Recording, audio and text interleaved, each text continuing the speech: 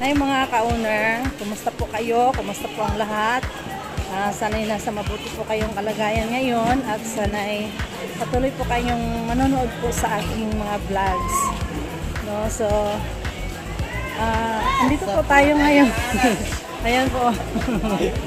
Andito po tayo ngayon sa public market ng General Santos City upang mamili po tayo ng ating mga paninda. No, dito po sa ating kalendarya. So ito po, dito po ako namimili ng guso. Ito po ang suki ko from, asagay ka?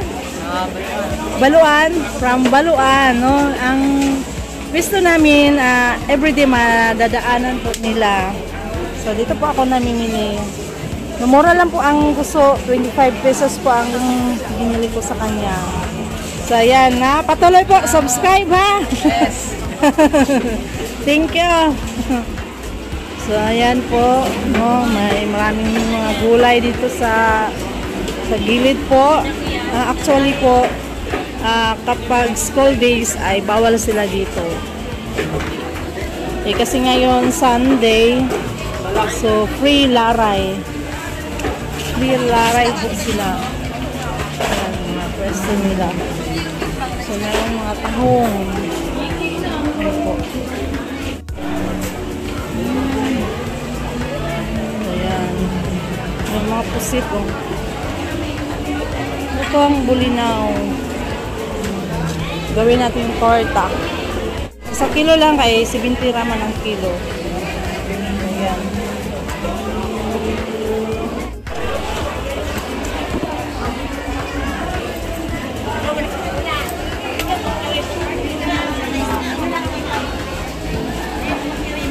So ngayon guys, mataas po ang mga presyo po ng mga isda ngayon. Kasi po may bagyo. Ayan, no? 180 ang galunggong. Ayan. 180 po. So grabe yung sobrang mahal po ang isda ngayon. Ilang kilo? So yan. Meron ditong tuna. Ilang kilo aning kuwang? Ilang ma'am? 180 ang tuna. Kuwang buo, 150. Ganyan ito. May inak, wins lang nga eh. Maraming taas po. Ilang slice? 180 lang. 180. Yo, buo, 160 lang. 160. Away ka, may.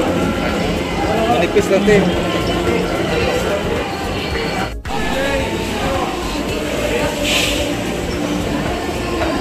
Ito ang 80 ulo. Dito, 180. Tilapia.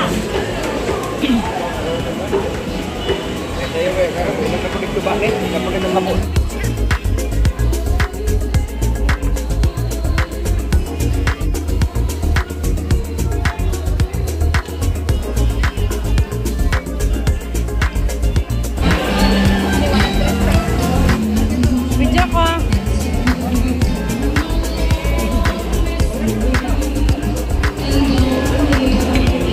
Ana, uy. Ilang kilo, ana? Anong 100? Kapaha na, uy. Mapo na siya, guys. Tulinga na siya.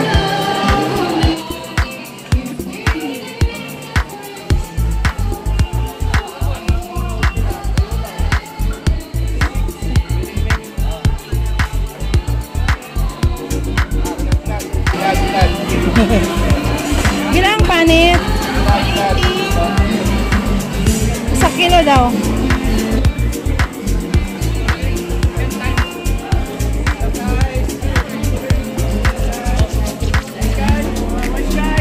Mga wise guys.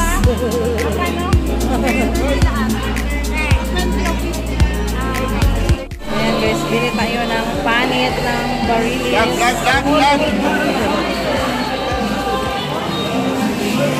Isang kilo lang. Tunga lang. Hipon, tortang hipon.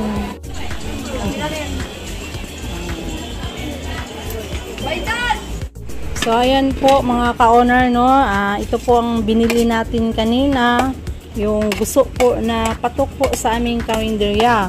So ang kagandahan po dito sa menu na ito mga ka-owner ay sellable po at saka madali lang pong i-prepare, no, kasi hugasan lang po natin ng mainit na tubig itong guso, no, itong seafoods or guso, mainit na tubig at saka in 3 minutes. At saka i-drain lang po natin. Pagkatapos po ay palamigin lang po bago itimpla. Lagyan lang po natin ng mga ingredients katulad nitong pipino, then yung itong luya, then itong red onion, then lagyan natin ng red bell pepper para maganda pong tingnan, no? So, attractive po sa ating mga customers. Then tip ko lang po mga ka-owner, no, ang ganitong luto po noon po ay nagtaka po ako na kasi po parang lantang gulay po ang ating guso. So kasi po ay sinasama po ang guso at saka yung suka. So ngayon po ay ini-separate po natin ang suka at saka yung panimpla po nitong guso natin. So, katulad nito po, no, kapag may bumibili ay saka ko na tinatakal ang guso. Then pagkatapos po ay lagyan po natin ng ating mga panimpla, no. Kung may bibili po ay saka na po natin lagyan ng panimpla ang ating guso. So, katulad nito po, yan.